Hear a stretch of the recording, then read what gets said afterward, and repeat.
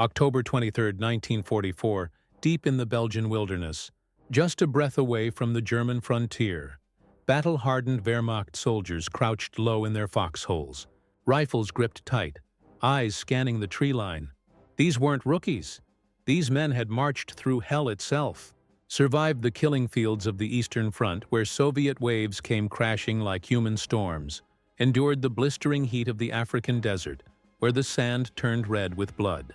They'd clashed with British discipline, felt the raw fury of Russian desperation, and now they sat waiting, wondering which American unit would walk into their crosshairs next. But something didn't feel right this time. Something whispered in the cold October air, a warning they couldn't quite name. German intelligence had been buzzing with reports about a fresh division shipping in from across the Atlantic. The 104th Infantry, they called themselves the Timberwolves. Straight off the boat from America, untested, unblooded.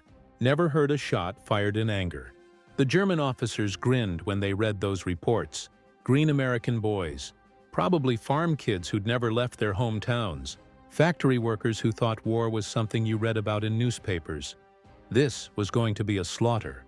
They'd broken American units before, watched them scatter like leaves in the wind.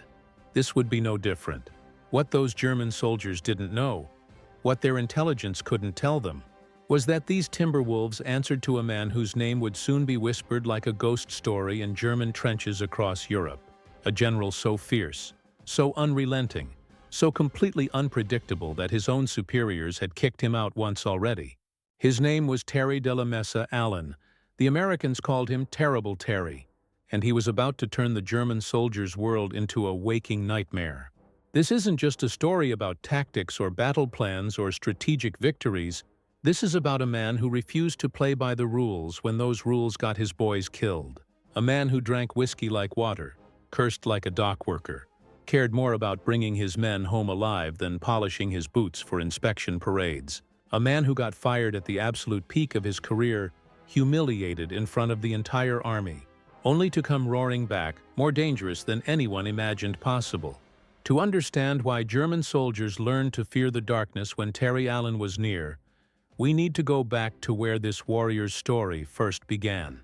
April 1, 1888, Fort Douglas, Utah Territory, still wild frontier country back then. That's when Terry Allen came screaming into this world. Military blood ran through his veins like a river. His father, Colonel Samuel Allen, had worn the uniform his entire adult life, moving from one dusty outpost to another across the untamed American West.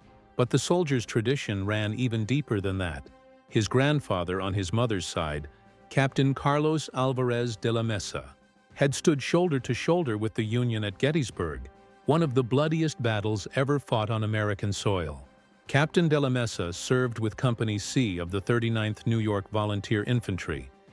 They called them the Garibaldi Guard, mostly Italian immigrants who'd crossed an ocean searching for freedom and ended up fighting to defend it. July 2, 1863, the second day at Gettysburg, that's when Captain de la Mesa caught enemy fire in the savage fighting around the peach orchard and the wheat field, places where thousands of men fell in just a few brutal hours. He survived those wounds, kept fighting until the Confederacy finally collapsed. This wasn't just family history for young Terry Allen. This was destiny coded into his DNA. Military service wasn't a career choice in the Allen family. It was blood inheritance, a sacred duty passed from father to son like an unbreakable promise. From the Civil War through the Indian campaigns to whatever hell the 20th century was cooking up, Terry grew up on military posts scattered across the frontier, learned to ride horses before he could read his own name, learned to shoot straight before he mastered basic math. He was a child of the old cavalry army, the horse soldier army, the army that still believed wars would be won by men charging across open fields with sabers raised high. This worldview would shape everything about him, for better and for worse. 1907. That's when Terry received what every military family dreams of, an appointment to the United States Military Academy at West Point, his golden ticket to follow his father's path. To become an officer in the grand tradition, he failed miserably. Terry Allen absolutely hated West Point, despised the endless mathematics classes, couldn't stand the rigid discipline. hated sitting still in classrooms when every muscle in his body screamed to be doing something, anything except memorizing textbooks and equations. He stuttered when called on in class, racked up demerits for minor rule violations. His classmates nicknamed him Tear Around the Mess Hall Allen because he moved like a caged tiger desperate for action. The academy was built for men who could sit still, memorize facts, follow orders without question. Terry Allen was built for war. 1911. He got kicked out after failing ordnance and gunnery. Already held back once for bombing mathematics, most men would have given up right there. The shame of washing out of West Point was enough to kill any military dream permanently. But Allen was stubborn as a mule. If the front door was locked, he'd find a window. He enrolled at Catholic University of America in Washington, buckled down, studied harder than he ever had, earned his Bachelor of Arts degree in 1912, and on November 30th of that same year, he received his commission as a second lieutenant in the United States Army Cavalry. He'd made it, not through the Academy's polished gates, but through sheer bull-headed determination. This pattern, this absolute refusal to accept defeat, this willingness to find another way when the official path was blocked, this would define his entire career. Every battle, every command, every impossible situation. Allen served as a cavalry officer patrolling the Mexican border in 1913, one blazing afternoon. Lieutenant Allen led just 6 soldiers against 30 Mexican cattle rustlers who'd crossed into American territory.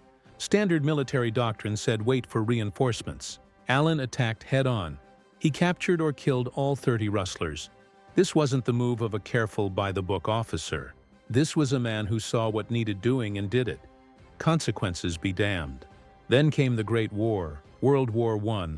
Allen desperately wanted into that fight, feared like so many young officers that the war would end before he could prove himself. When he finally shipped out to France in 1918, he wasn't leading infantry into battle. He was assigned to the 315th Ammunition Train attached to the 90th Division, hauling artillery shells to the front lines. Not glamorous, not what he wanted, but he was there, and that's what mattered. Eventually, Allen got his shot. Assigned to command the 3rd Battalion of the 358th Infantry Regiment, 90th Division, he led his men into the meat grinder at Saint-Mihiel in September 1918, then into the Meuse-Argonne offensive, the largest battle American forces had ever fought. It was here in the mud and blood and shattered forests of the Western Front that Allen developed his signature tactical innovation, night attacks. Most commanders avoided night operations like the plague. Too confusing, too much risk of friendly fire, too easy for units to get lost in the pitch-black chaos. Standard doctrine taught at every military school said defend at night. Attack in daylight when you could see the enemy and coordinate your forces effectively. Allen saw something different. He noticed that night attacks, when done right, resulted in fewer casualties. The numbers from his own combat experience proved it. Daylight attacks against prepared defensive positions produced horrific casualty rates. Machine guns could see their targets crystal clear. Artillery observers could adjust fire with precision. Defenders had perfect fields of fire, but at night, all those advantages vanished like smoke. The element of surprise saved lives. The confusion that terrified other commanders actually worked in favor of the attackers. Defenders couldn't see what was coming at them through the darkness, couldn't coordinate effective responses. Artillery fired blindly hoping to hit something, and most importantly, defenders were absolutely terrified, firing at shadows and sounds, wasting ammunition, and breaking under the psychological pressure of an enemy they couldn't see coming. Allen developed specific techniques for night operations, careful reconnaissance in daylight, detailed briefings where every single soldier knew exactly what to do, simple plans that could be executed even in complete darkness, pre-arranged signals using whistles or flares, designated assembly areas for reorganization after the chaos. He taught his junior officers that complexity was the enemy of night operations. Keep it simple. Know your objective. Move silently until discovered. Then hit hard and fast before the enemy can react. October 24, 1918, Allen took machine gun fire directly to the face during an attack. Medics tagged him for evacuation. Allen talked the doctors into sending him back to his men quickly. He stayed with them, kept fighting, blood streaming down his face. This wasn't bravado or machismo. This was pure leadership. His soldiers watched their commander, wounded and bleeding, refusing to leave them behind. What message did that send echoing through the ranks? "We're in this together. I won't abandon you. Follow me into hell if that's where we're going." For his actions that day, Allen received the Silver Star. Also earned 2 Purple Hearts for his wounds. The war ended. Allen came home to America with a reputation as a brave and capable combat leader. But now came the truly hard part. 20 years of peacetime Army life stretched ahead like a prison sentence. The years between the wars were absolutely brutal for ambitious officers. The Army shrank from over 4 million men in 1918 to barely 130,000 by the mid-1920s. An entire generation of officers watched their careers freeze solid. Promotions stopped almost completely. Men who'd commanded battalions in combat found themselves stuck as captains for a decade or longer. Some resigned in bitter frustration. Others drank themselves into obscurity. The best, like Allen, waited and prepared for the war they knew was coming. Allen suffered through the promotion freeze like everyone else, but he made those lean years count in 1920. He competed in a 300-mile horseback endurance race through Central Texas, a cowboy versus cavalryman competition designed to break both horse and rider. Allen completed that brutal ride in 101 hours and 56 minutes, winning the whole thing, proving he still had the iron endurance of his frontier cavalry days. That same year, he won a bronze medal in polo at the 1920 Summer Olympics in Antwerp, Belgium, representing the United States as part of the Army equestrian team. He was a cavalryman through and through, a horseman of the old army, skilled in a form of warfare that was rapidly becoming as obsolete as the crossbow. But Terry Allen was also watching the world change around him like a storm building on the horizon. He studied military history with obsessive focus, read everything he could find about World War I, analyzing what worked and what failed miserably. He studied the German army, their tactics, their organization, their doctrine, followed developments in tank warfare, aviation, radio communications. He understood that the next war would be nothing like the cavalry had prepared him for. Horses wouldn't matter anymore. Mobility, firepower, and combined arms coordination would decide who lived and who died. Most importantly, Allen never stopped training his men hard, always preparing for the war he knew was inevitable. Whether he commanded a training unit or got stuck behind a desk in some staff position, he pushed for realistic field exercises, aggressive tactics, demanding standards. While other officers marked time counting the days until retirement, Allen prepared himself and anyone he could influence for the war that was coming like a freight train. Then October 1, 1940, everything changed in an instant. General George C. Marshall, the new Army Chief of Staff, was rebuilding the American military as war clouds gathered dark over Europe. Marshall had an eye for spotting talent others missed. He looked at Lieutenant Colonel Terry Allen and saw something the others couldn't. Marshall promoted Allen directly from lieutenant colonel to brigadier general, completely skipping the rank of colonel. This was almost unheard of.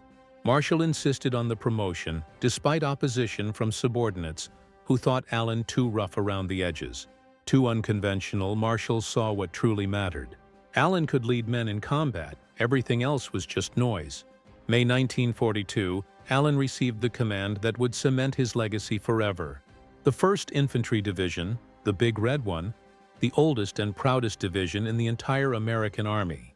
Marshall himself described Allen as outstanding as a leader who can do anything with men and officers. Allen was about to prove Marshall right beyond anyone's wildest expectations. November 8, 1942, the 1st Infantry Division stormed ashore at Oran, Algeria, as part of Operation Torch, the Allied invasion of North Africa. This was America's first offensive operation in the European theater. Allen led from the front as always. The division took 418 casualties in that initial landing. 94 killed in action, 73 seriously wounded, 178 slightly wounded, 75 missing in action. But they secured their objectives. The Americans were finally in the fight. The real test came in Tunisia. That campaign was absolutely brutal. The Germans under Field Marshal Erwin Rommel were experienced desert fighters who'd been winning battles since 1941. The Americans were new to this kind of warfare, learning their lessons written in blood and sand. February 1943, German forces launched a massive counteroffensive at Kasserine Pass. American units, many inexperienced and poorly led, broke and ran like scared rabbits. It was a disaster that shook American confidence.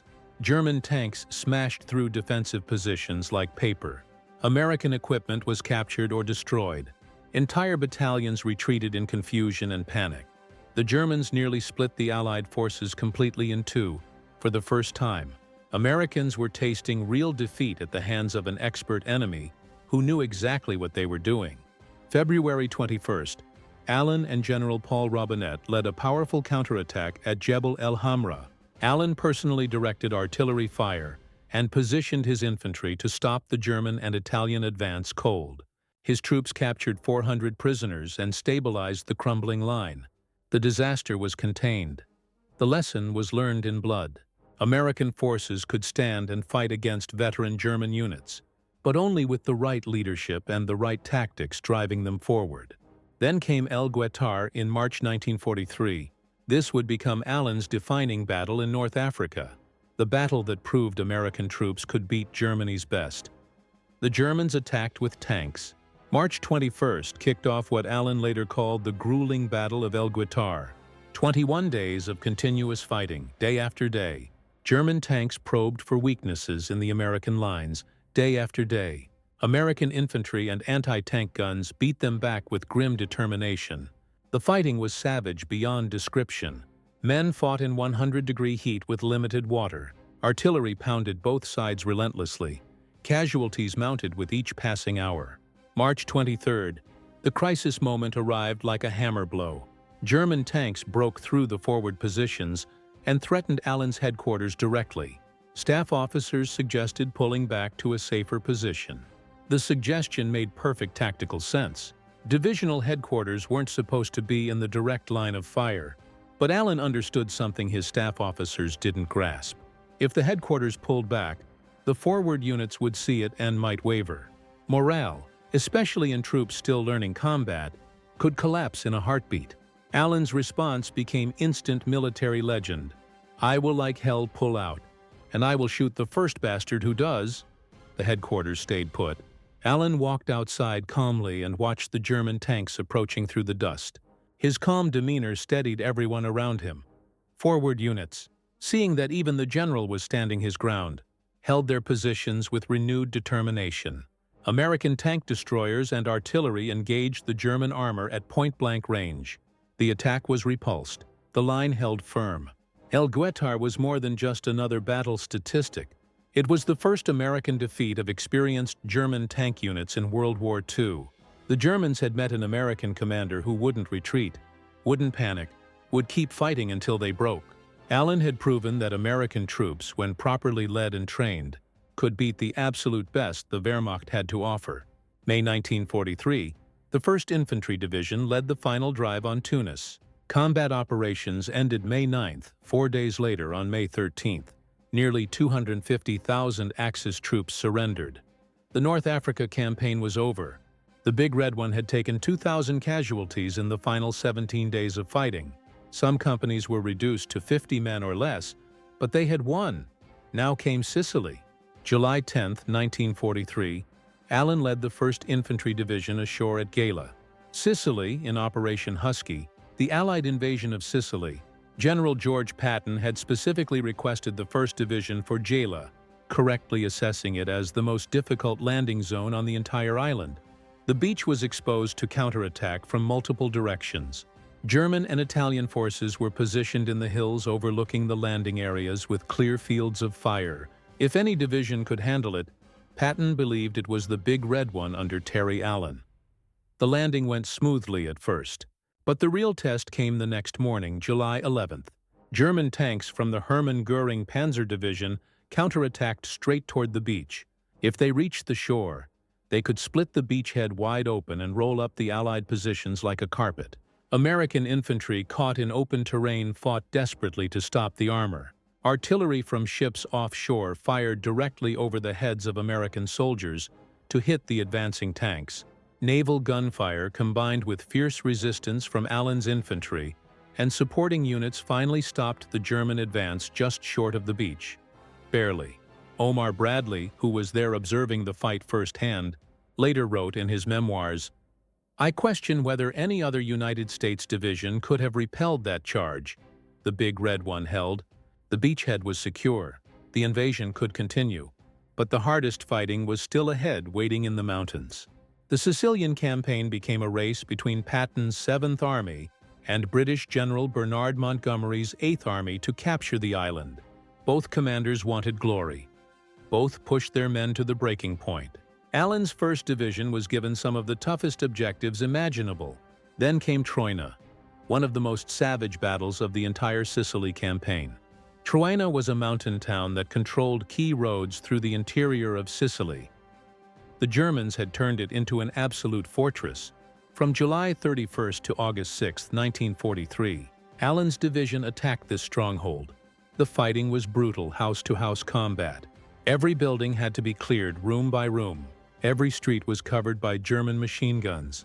American infantry attacked uphill into prepared defensive positions. Casualties mounted with each passing day. The Germans didn't just defend. They counterattacked repeatedly, again and again. German forces launched attacks to throw the Americans back down the mountain. By the time the battle finally ended, the Germans had launched 24 separate counterattacks over 6 days of continuous fighting. 24 times Allen's men beat them back. The division artillery fired thousands upon thousands of shells. Infantry companies were reduced to half strength. Medics worked around the clock, treating the endless stream of wounded. But the big red one kept attacking, kept pushing forward, kept grinding down the German defenders with relentless pressure. Troina finally fell on August 6th. The road to Messina lay open, but the cost had been staggering. The 1st Infantry Division was utterly exhausted. The men had been in combat almost continuously since landing in North Africa 9 months earlier. They desperately needed rest, needed replacements, needed time to rebuild their shattered units. August 9, 1943, Time magazine published its latest issue. On the cover was Major General Terry Allen. The article praised him as a great division commander in the making, who was gaining personal luster. It celebrated his victories in Tunisia and Sicily. There was just one problem on August 7th. 2 days before the magazine hit newsstands across America, Omar Bradley had relieved Allen from command of the 1st Infantry Division. The reasons were complex and tangled. Bradley believed that Allen and his assistant division commander, Brigadier General Theodore Roosevelt Jr., had let discipline slip too far. The big red one had become elite, confident but also somewhat arrogant. They didn't respect other units, didn't follow regulations. Bradley felt the division needed tightening up. Allen was replaced by Major General Clarence R. Hubner. But there was another factor lurking beneath the surface. Recent scholarship suggests the relief was pre-planned by General Dwight Eisenhower and Patton before the Sicily campaign even began. They believed Allen was the right man to get the division through the toughest early fighting, but not the right man for the long war stretching ahead. Eisenhower himself later stated, "It is a terrible injustice to General Allen to hint that he was relieved for inefficiency." Bradley admitted in his memoirs that none excelled the unpredictable Terry Allen in the leadership of troops, but added that neither Terry Allen nor Theodore Roosevelt Jr. possessed the instincts of a good disciplinarian. The truth is that Terry Allen cared more about winning battles than maintaining parade ground standards.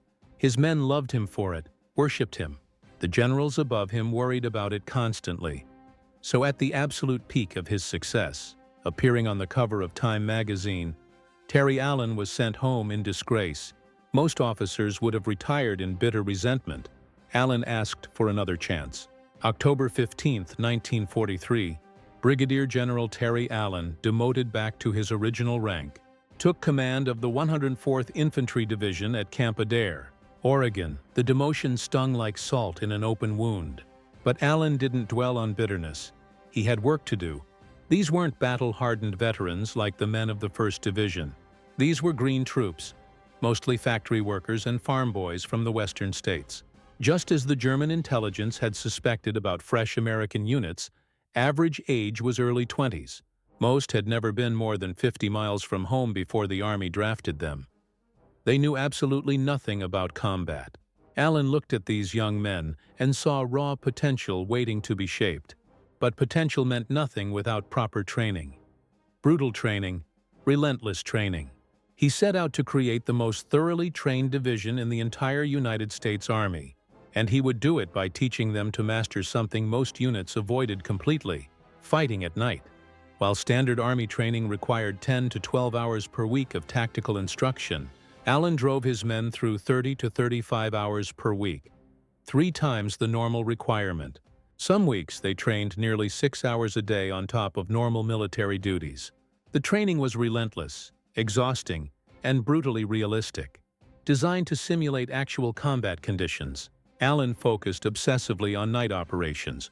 He taught his men to move silently through complete darkness, drilled them endlessly in using compasses and terrain features when they couldn't see more than a few feet ahead, taught them to communicate without speaking using hand signals and prearranged codes, taught them to coordinate attacks without radios, which could be intercepted or jammed by the enemy, taught them to trust their fellow soldiers completely because at night, you couldn't see who was beside you.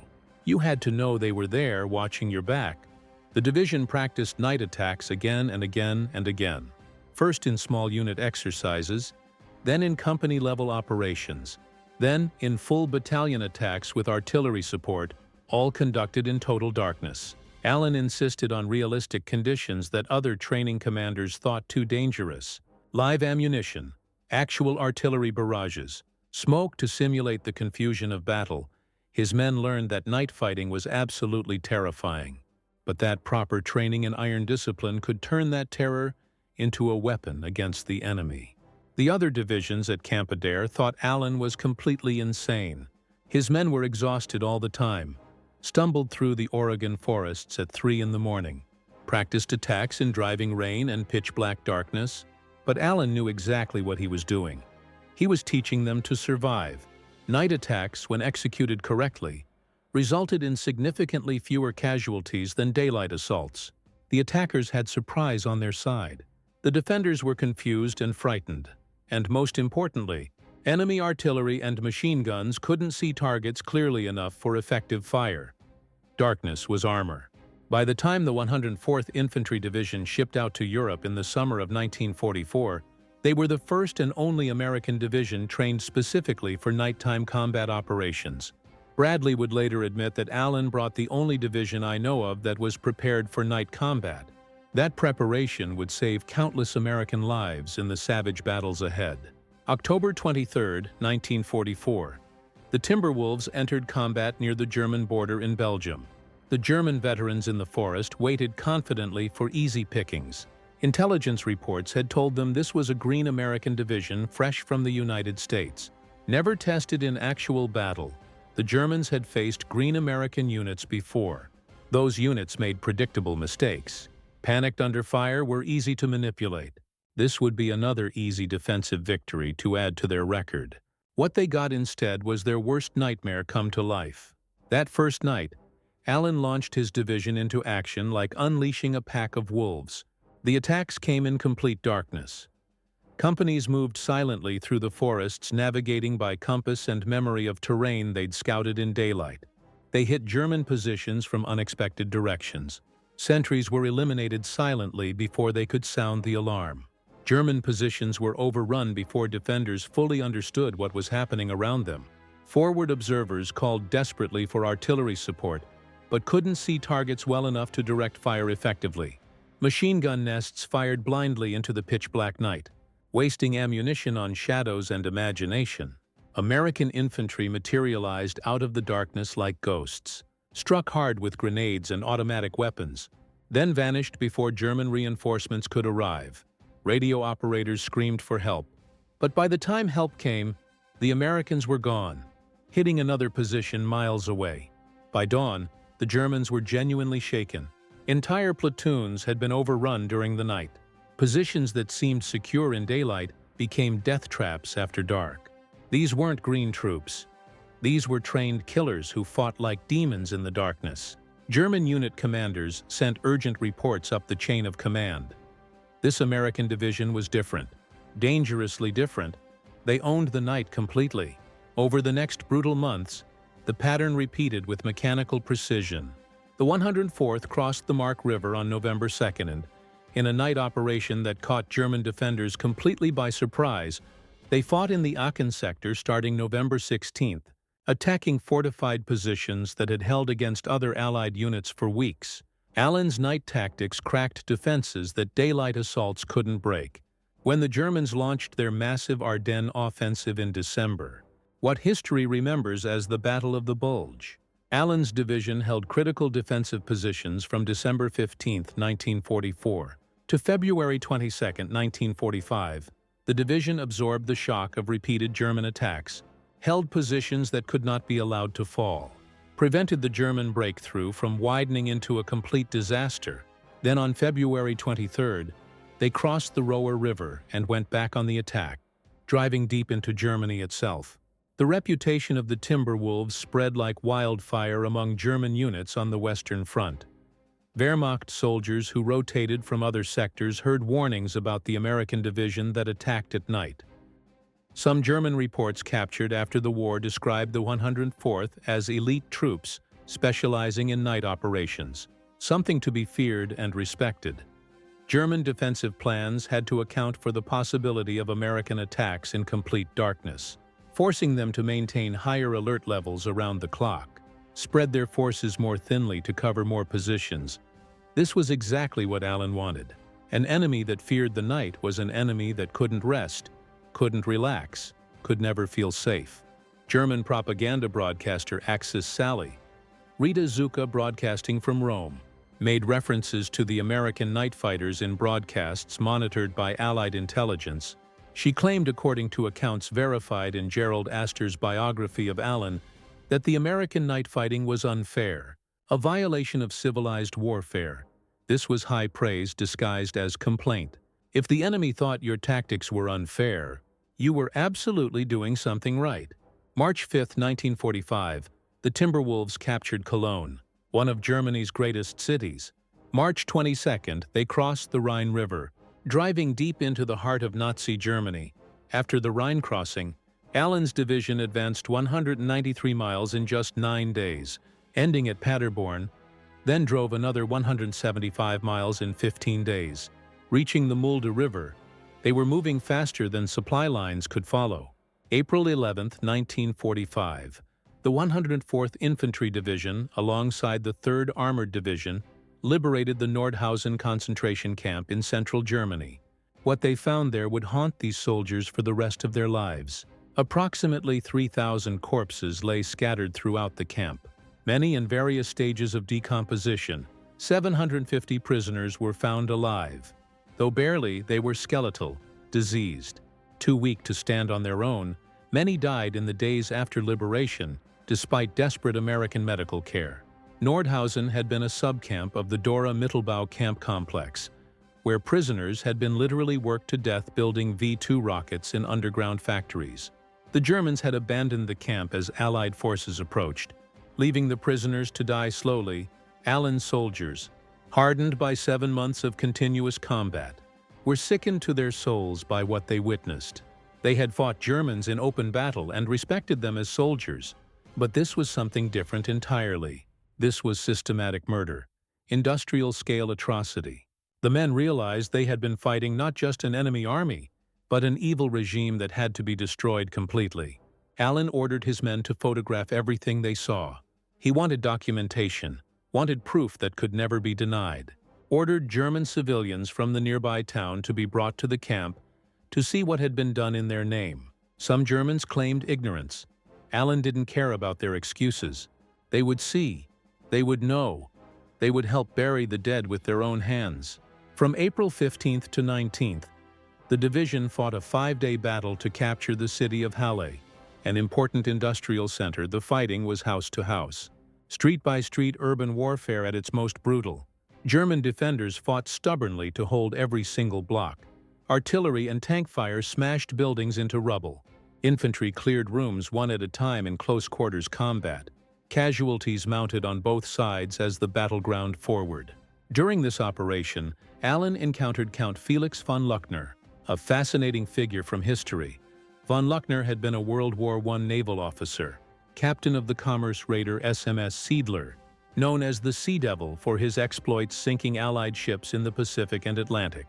Now he was an old man in his 60s living in Halle, trying desperately to save his city from total destruction. Von Luckner approached Allen under a flag of truce and helped negotiate a partial surrender of Halle. His intervention saved much of the historic city from being destroyed by American air attacks and artillery bombardments. Allen and von Luckner, old warriors from an earlier conflict, dealt with each other with professional courtesy and genuine mutual respect. They were from different countries, different wars, but they understood each other in a way that only combat veterans truly can later. Von Luckner was made an honorary colonel of the 104th Infantry Division, a gesture that recognized his courage in saving civilian lives. April 26, 1945, at Pretsch on the Elbe River, soldiers of the 104th Infantry Division made first contact with Soviet forces advancing from the east. The announcement was made simultaneously from Washington, London, and Moscow on April 27th. The Third Reich was cut in two, split down the middle. The war in Europe was nearly over. The end was finally in sight. Allen's division had been in continuous combat for 200 days straight. Not one major objective failed. Not one attack beaten back. The Germans had learned to fear the night and the men who owned it. German propaganda broadcaster Axis Salian broadcasts monitored by Allied intelligence complained that the American night fighting was unfair and uncivilized. Wehrmacht units that faced the Timberwolves warned other units about their prowess in darkness. Canadian General Guy Granville Simons said once the Timberwolves got their teeth into the Boche, they showed great dash and determination. In early 1945, after the capture of Cologne on March 5th, Bradley visited Allen's headquarters. Bradley, who had fired Allen 18 months earlier in Sicily, was genuinely impressed by what he witnessed. The 104th Infantry Division was performing magnificently. They had been in combat for less than 5 months, but were already being compared to veteran divisions that had been fighting since North Africa. According to accounts verified in Bradley's memoirs, Bradley told Allen, "Terry, I am pleasantly surprised to see these young Timberwolves of yours already, ranked along with the 1st and the 9th as the finest assault divisions in the European theater of operations." The 1st Division was Allen's old command, the Big Red one. The 9th Division was another elite unit with a distinguished combat record. To be ranked with them after such a short time in combat was extraordinary praise. Allen's response was pure, terrible Terry. "Brad, the 1st and the 9th are in damned fast company." It wasn't boastful bragging. It was a simple statement of fact delivered with the absolute confidence of a commander who knew exactly what his division could accomplish. Allen had proven his point beyond any shadow of doubt. The methods that got him fired in Sicily had produced another elite division. The training that others thought excessive and unnecessary had created soldiers who could match any unit in the entire army. The man they said lacked discipline had built a division that won every single battle it fought. The recognition was sweet, but it couldn't erase what had happened in Sicily. Allen carried that dismissal with him always like a scar that never quite healed. But he had answered his critics in the most effective way possible. By doing it again with an entirely different division, he had shown that his success with the 1st Division wasn't a fluke, wasn't the result of inheriting already good troops. His methods worked.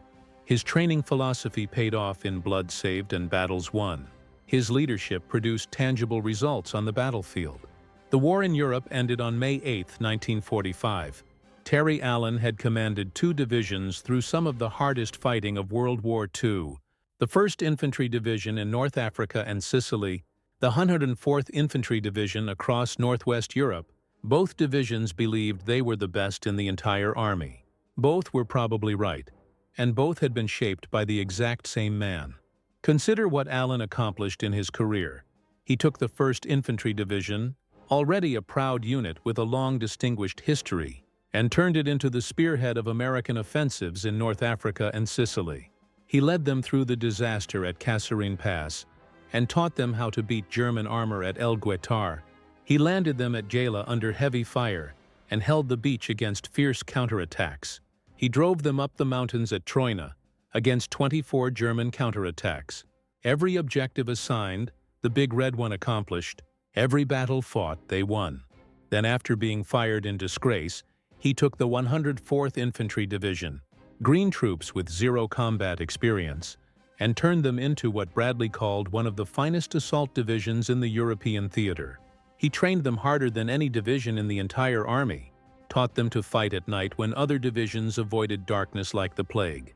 He led them through 200 days of continuous combat without a single major defeat.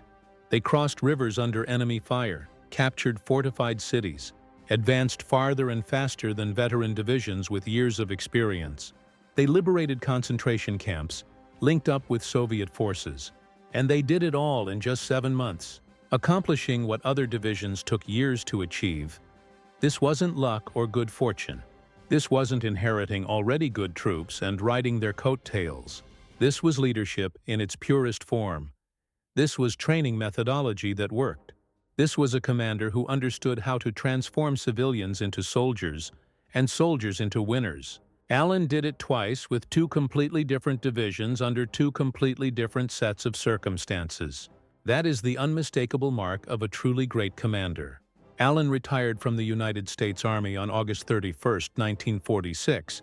With the rank of Major General, he had achieved everything a soldier could hope for except one thing. He had never received his 3rd star, never made Lieutenant General. Perhaps that was the price of being too aggressive, too unconventional, too much of a fighter and not enough of a diplomat who played the political games. The truth is that Allen's personality traits that made him a brilliant combat commander also made him difficult for the peacetime army to handle comfortably. He drank not to excess during combat operations, but enough that it concerned his superiors who worried about appearances. General George Marshall himself had written to Allen during the war, stating, "I must explain to you that there had come to me from several different sources an indication that you had been drinking. I do not mean you were appearing under the influence of liquor, but I do mean drinking in the daytime." Marshall's letter is revealing not just for what it said, but for what it carefully did not say. Marshall did not relieve Allen from command, did not punish him, did not issue formal reprimands. He simply warned him quietly and left him in command of his division. Why? Because Marshall understood that in war, you desperately need fighters, and sometimes fighters have rough edges that don't polish smooth.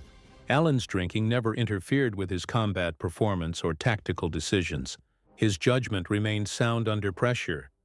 His units continued winning battles. Marshall was willing to overlook the drinking because Allen delivered results where it mattered most, on the battlefield where men lived or died based on their commander's decisions. But Bradley and Eisenhower were building a professional army for a long war stretching into an uncertain future, and they wanted commanders who fit a certain mold. Disciplined, professional, conventional, predictable. Allen was none of these things. He was effective beyond question, but he made the high command nervous with his unpredictability. So they removed him from the 1st Division and hoped quietly he would fade away into obscurity. Instead, he came roaring back with the 104th and proved them wrong all over again in the most public way possible. War correspondent Ernie Pyle, who was killed in the Pacific in April 1945, had written about Terry Allen earlier in the war. Pyle said, "Major General Terry Allen was one of my favorite people, partly because he didn't give a damn for hell or high water, partly because he was more colorful than most, and partly because he was the only general outside the Air Forces I could call by his first name. If there was one thing in the world Allen lived and breathed for, it was to fight. He had been shot up in the last war, and he seemed not the least averse to getting shot up again. His pattern for victory was simple. Just wade in and murder the hell out of the low-down good-for-nothing so-and-sos. That was Terry Allen in a nutshell. Direct, profane, relentless, and completely committed to his soldiers and to victory above everything else. After retirement, Allen lived quietly in El Paso, Texas, Near Fort Bliss, where his father had once served decades earlier, he had given his entire life to the army, poured everything he had into leading men in combat. Now he could finally rest, find some peace. But that peace wouldn't last long. Tragedy was waiting just around the corner. October 17, 1967, Lieutenant Colonel Terry de la Mesa Allen Jr. was killed in Vietnam. He was commanding the 2nd Battalion, 28th Infantry Regiment, 1st Infantry Division, his father's old division, the Big Red one. The battalion that Allen Jr. led was the exact same battalion his father had commanded decades earlier during World War I. The family tradition of military service continued unbroken across 3 generations, from grandfather to father to son. Allen Jr. was leading his battalion on a search-and-destroy operation near Lai Khe when they walked straight into a carefully prepared ambush by 2 Viet Cong battalions in what became known as the Battle of Ong Thanh. The American battalion, approximately 500 men, walked into a carefully prepared L-shaped ambush. Heavy machine gun fire and rocket-propelled grenades ripped into the American formation with devastating effect. The lead companies were decimated in the first terrible minutes of the firefight. Allen Jr. moved forward toward the sound of gunfire, trying desperately to rally his men and organize a coherent defense. He was hit multiple times by enemy fire, but continued directing his troops and calling for support until he was finally killed. Between 58 and 64 American soldiers died in that ambush, one of the worst single-day losses of the entire Vietnam War. Allen Jr. was posthumously awarded the Distinguished Service Cross, the nation's 2nd highest award for valor, for his leadership under fire and refusal to abandon his men. The death of his son absolutely shattered Terry Allen. He was 79 years old and already in declining health, but this blow was too much for even his iron will to bear. His only son, following in his footsteps, wearing the same uniform, leading men from the same division, had died in combat just as Allen had done for decades. The warrior's tradition that had seemed so noble and honorable now felt like a generational curse that devoured sons. His health, already failing, collapsed completely after receiving the news. He suffered strokes, his heart weakened dramatically. He held on for nearly 2 years through sheer stubborn willpower. But the will to fight was finally gone, extinguished. September 12, 1969, Major General Terry de la Mesa Allen died in El Paso at the age of 81. He was buried at Fort Bliss National Cemetery next to his son.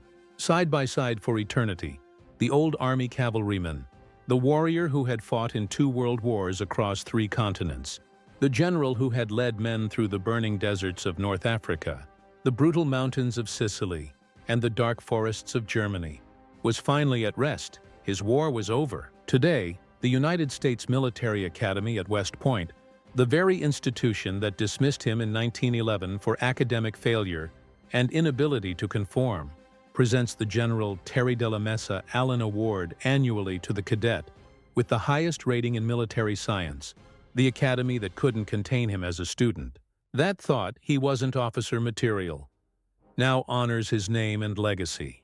The failed cadet became one of the most successful and feared combat commanders in American military history, proof that there are different paths to greatness. Those German soldiers who waited in the Belgian forests in October 1944 expected to face green American troops, easy targets for experienced veterans, soft boys from America who'd never seen real war instead. They met Terry Allen's Timberwolves and learned a lesson written in blood. Within days, German unit reports described a terrifying new threat, an American division that fought like hardened veterans from their very first engagement, attacked at night when other units rested, and would not stop coming no matter how many times you threw them back. Wehrmacht intelligence officers sent urgent warnings to other units across the front. This division was dangerously different. Their commander, they soon learned, was the same general who had led the 1st Infantry Division in North Africa and Sicily. Terrible Terry Allen had returned to haunt them. By war's end, German veterans who had faced both of Allen's divisions understood exactly what made him different from other American commanders. It wasn't cruelty or sadism, wasn't overwhelming firepower or unlimited resources. It was training so intense and realistic that green troops fought like veterans from their very first day in combat. It was leadership so personal and visible that soldiers would willingly follow him straight into hell itself. It was tactical innovation that turned night from a traditional time of rest and safety into a time of absolute terror and vulnerability. And it was an iron refusal to accept defeat under any circumstances whatsoever, no matter how desperate the situation became. Allen never commanded entire armies like Eisenhower or Patton, never made lieutenant general and earned that coveted third star. He was fired at the absolute peak of his success and spent years proving he deserved another chance to lead men in combat. But the soldiers who served under him, American and German alike, knew the unvarnished truth. Terry Allen was one of the most effective combat commanders of World War II. He won every major battle he fought without exception. He led two completely different divisions to distinction and glory, and he proved beyond any doubt that American soldiers, when properly trained and properly led, could beat the absolute best troops the enemy could throw against them. The Germans in those Belgian forests learned that lesson the hard way. The ones who survived spread the word through the ranks like wildfire. Terrible Terry was back, and the night belonged to him.